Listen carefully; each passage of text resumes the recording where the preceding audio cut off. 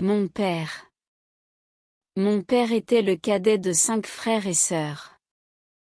Il avait toujours vécu dans le luxe, lui, le dernier né d'une famille aisée. Son grand-père maternel était caïd. Le caïd était une sorte de gouverneur au temps de l'occupation étrangère. Tanger était international à l'époque, toutes les grandes puissances du temps avaient une part de pouvoir sur la ville. À l'extrême nord du Maroc, la ville donne sur 2 mers, la Méditerranée et l'océan Atlantique. Quelques kilomètres seulement la séparent de Gibraltar et de l'Espagne. Un lieu stratégique par excellence. Pour entrer ou sortir de la ville, il fallait avoir un sauf-conduit. Les grandes familles tangéroises avaient souvent une double nationalité. Le commerce était prospère et les gens mettaient déjà leur argent dans des banques étrangères.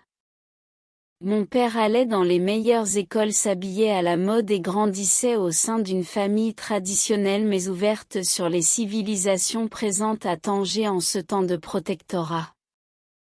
Les écoles françaises, espagnoles, italiennes, juives et américaines étaient réservées seulement aux enfants des résidents étrangers et à quelques privilégiés marocains. Mais la langue espagnole eut plus d'influence qu'aucune autre sur les habitants du Nord. Leur langue continue toujours à être un mélange d'arabe dialectal et d'espagnol. Il était déjà question d'intégrer les indigents et mon père allait bien sûr connaître l'alcool et les filles après la mort de son vieux. Mais son frère aîné, qui avait une bonne position auprès du nouveau caïd, n'était pas homme à lui permettre de continuer sur cette voie. Il lui ouvrit donc un magasin d'alimentation. Le capital n'allait pas durer longtemps. À chaque fois qu'il vendait une boîte de thé, il la remplaçait par une boîte vide. À chaque fois qu'il vendait un bidon d'huile, il le remplaçait par un bidon vide, jusqu'au jour où une vieille Espagnole lui demanda une boîte de sucre en présence de son frère aîné. Le pauvre épicier fit semblant de ne pas avoir compris, mais la dame insista et mon oncle, qui parlait un parfait espagnol, s'en mêla. La supercherie prit fin ce jour même. Tout l'argent allait dans les bistrots et les maisons de plaisir qui étaient dirigées par les étrangers. La plupart des bistrots avaient des maisons closes à l'étage supérieur. Inutile d'aller chercher ailleurs les plaisirs payants, on avait l'embarras du choix. Des Françaises, des Espagnoles, des Portugaises, des Marocaines. Chacune avait son prix. On renouvelait la marchandise toutes les semaines pour le grand plaisir des clients. Il changea de métier et devint coiffeur, mais les clients qui eurent le triste sort de passer par ses ciseaux eurent tous les cheveux, les moustaches ou les barbes mutilées. Il avait un jour, par un mauvais coup de ciseau, coupé à moitié la moustache d'un client qui somnolait. Tous les efforts pour la lui recoller furent vains.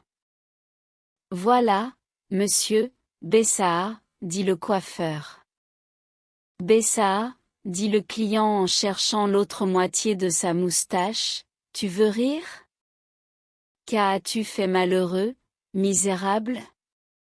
Ce n'est pas une raison pour se mettre en colère. Tout a une solution, dit le coiffeur avec philosophie. Et qu'est-ce que tu proposes, coiffeur du dimanche? Te raser l'autre moitié. Et qui te dit que j'ai envie d'un visage nu? C'est la mode aujourd'hui.